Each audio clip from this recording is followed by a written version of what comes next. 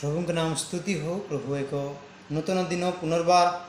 आम को देखा निमंते साहाय्य करी से प्रभु को धन्यवाद दिए।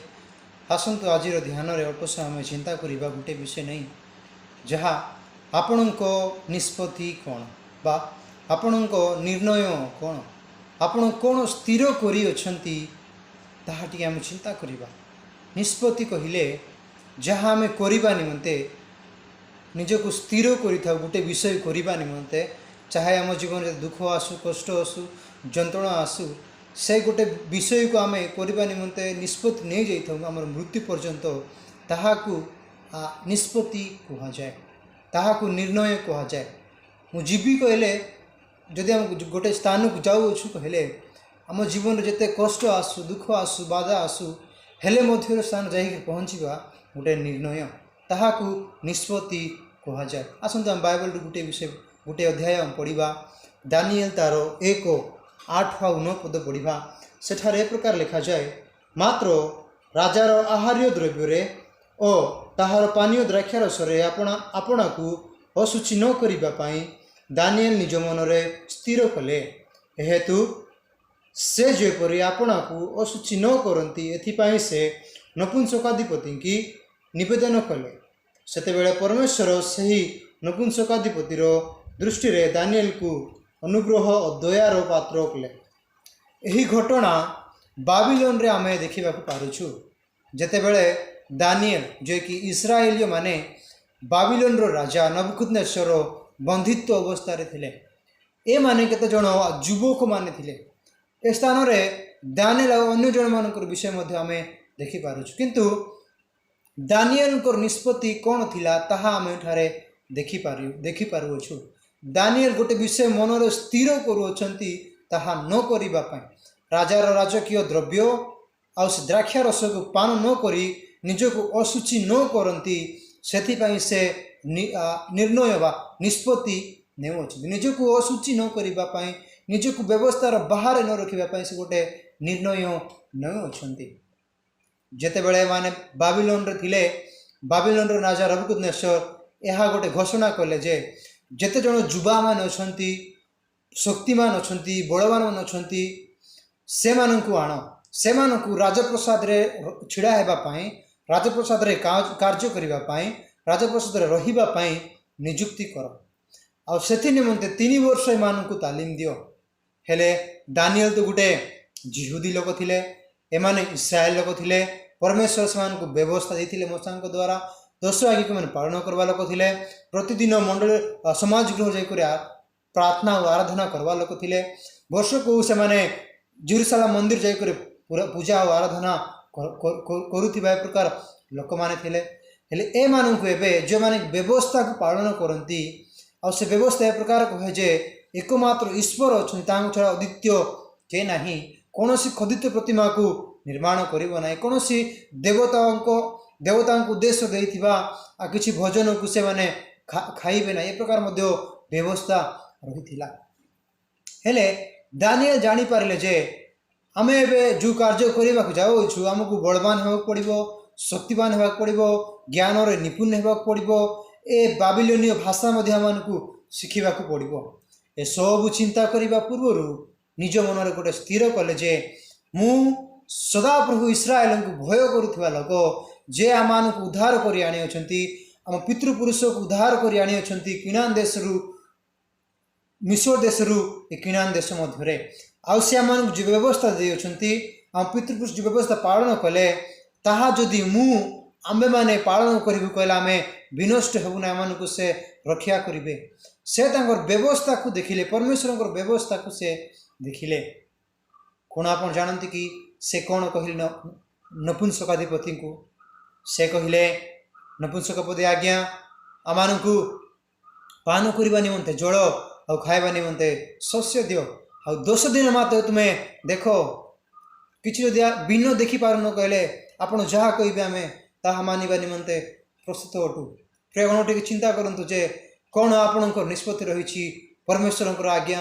मानिबा निमंते आपण कौन परमेश्वर आज्ञा को ए प्रकार मानिबा स्थिर करी अछंती कि ए मानको जीवन रे तो बहुत बड़ गोटे चैलेंजेस थिला बहुत बड़ गोटे निष्पत्ति नेबार समय थिला और से समय मैंने कहते आमको 10 दिन खाली समय दिंतु तार कारण होची से माने जो परमेश्वर विश्वास करते से जो मैंने परमेश्वर को भय करते गोटे मिसिकी थे जे से परमेश्वर पवित्र परमेश्वर आमर कथा द्वारा आमर वाक्य द्वारा आमर खाइबा द्वारा आम आचरण द्वारा आम व्यवहार द्वारा आम ए प्रकार आम जीवन को असुचि करूँ ना बोले मैंने निष्पत्ति नेले आपणकर जीवन असुचि होइछि कि आपण ए प्रकार असुचि जीवन यापन करूँ कि आपण ठारे कौन असुचि ए प्रकार रही कि ताहा आज यदि विश्वासर सह जीशुଙ୍କ निकटକୁ ଯିବାରେ କହିବେ କହିଲେ से आपणଙ୍କୁ समस्त पापरू अधार्मिकरू मुकुड़ाइबे किंतु आपण कार्य होछि कोन आपण से प्रभुଙ୍କ निकटକୁ ଯିବା ପାଇଁ प्रस्तुत अछंती कि से ठारे कहिले दानिएल गोटे विषय से निश्चय मन पकाइथिबे जहाँ लिखा जाए यात्रा पुस्तक 34 अध्याय तार 10 पदरे प्रकार लिखा जाए तेबे से कहिले देखो आमे गोटे नियम करू समस्त पृथ्वी रे बा कौनसी गोष्ठी मध्य जहाँ केबे करा जाई नहीं एपरि आश्चर्य कर्म आउ तुमर समस्त लोकंक साक्षात करिबा तहिरे जो सब लोकंक मध्य तुम्बे अच्छो से माने सुधा प्रभुंकर से कर्म देखिए कारण तुम निकट में जहाँ करिबा ताहा भयंकर से गोटे विषय विश्वास करले जे हम पितृपुरुषों को परमेश्वर जहाँ प्रतिज्ञा करी से ताहा करिबे जदि आमे पवित्र जीवन बिताइबू कहले अब जानीपारे जे से भयंकर कार्य करवा परमेश्वर से आश्चर्यकारी परमेश्वर से असंभव कुसंभव करवा परमेश्वर आमर बंधी अवस्था को से आमान बैठू उद्धार करबे जदि आमे पवित्र जीवन बिताइबू कहले ताहा से बुझीपारे प्रियगण आपणकर निष्पत्ति कौन ए प्रकार कौन किसी खाई करी चिंता करी कहवा द्वारा कार्य करने द्वारा निर जीवन असुचि कर कि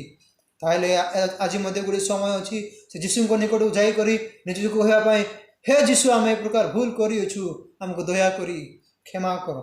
करंतियों द्वितीय करंतियों प्रकार गोटे विषय लिखा जाए द्वितीय करंतियों तार 7 अध्याय तार 1 पदरे सेठारे प्रकार लिखा जाए अतएव हे प्रिय माने यही समस्त प्रतिज्ञा प्राप्त हेबारु आस शरीर और आत्मार समस्त असुचितारु आपण आपना को सूची करू ईश्वर को भय करी पवित्रतारे सिद्ध हो एठारे प्रेरित भाव कहती आमान को जो प्रभु प्रतिज्ञा करी जो प्रभु आमान को प्रतिज्ञा दे से आमान को समस्त अधर्म को आमान को मुकुड़ाइबे जदि आम मैंने आम असुचिता को आम अधर्म को समस्त पाप को ईश्वर भय करी पवित्रतारे रही से आम साहाଯ୍य करेंगे सिद्ध होगा साहाଯ୍य करेंगे जदि आम ईश्वर को भय कर से प्रकार कहती ईश्वर को भय करी पवित्रतारे सिद्ध हो से प्रकार गोटे प्रतिज्ञा करी जैसे समस्त पाप धर्म बुलाइबे जहान 1:9 कहे कहे जदि आम अधर्म स्वीकार करूँ तेरे से विश्वस्त न्यायवान धार्मिक जीशु ख्रीष्ट अटंती आमान समस्त धर्म आमान मुकुड़ाइबा निमंते से न्यायवान परमेश्वर अटंती आमान समस्त असुचितार मुक्त करेंगे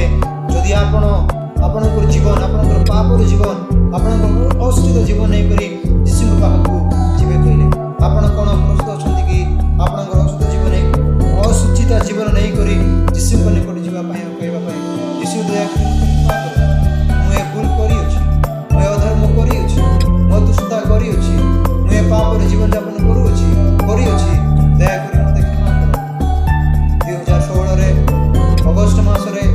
मोर जीवन में गोटे निष्पत्ति नेली हे प्रभु मु जड़े पापी मोर पाप तुमे क्षमा मोर पाप निमित्ते 2000 वर्ष पूर्व तुमे ए जगत मध्य को आस कालपुर को निज प्राण निजर भगवंत दही कर प्रभु मृत्युवरण कल शास्त्र तुम जीव उठो एवं जीवंत परमेश्वर मोर पाप क्षमा करवा निमित्ते तुम विश्वस्त परमेश्वर उठो मोर पाप तुम्हें क्षमा करबो यह हम विश्वास करूँगी आज तुम पाप तुम्हें क्षमा करो मो धार्मिक तुम दूर करो मो दुष्टता तुम्हें दूर करो जो दिन मुझे प्रकार कहली से दिन मत विश्वास देले आवास देले से मोर पाप क्षमा करी पवित्र जीवन बिताइबा निमंते मत साहाय्य करुँच प्रिय गण ए आपणकर समय रही आपणकर सुजोग रही आपण को नुआ दिन प्रभु देखाई अछंती कोन आपण से अशुचि जीवन नहीं करी यीशु निकट को जीवा पई प्रस्तुत अटंती कि टिके चिंता करंतु जे यदि से अशुचितार मरी जीवे कहले केउठा को जीवे आसंतु आम दानिएल को परि निष्पत्ति नेबा जे से प्रकार कोनोसी अशुचि न करिया से अशुचि जीवन से अशुचितार से निज मन को स्थिर कले अशुचि न करवा आसंतु आम गोटे विषय स्थिर करवा जे प्रभु आज ठार मुझे भूल करी ना दयाक मोर भूल को त्रुटि को तुम्हें क्षमा करो प्रभु नुआ जीवन बंचवा निमंते प्रभु तुम्हें साहाय्य करो नुआ गोटे आशार बंचवा निमंते साहाय्य करो नुआ गोटे भरोसा बंचवा निमंते साहाय्य करो मोर समस्त पाप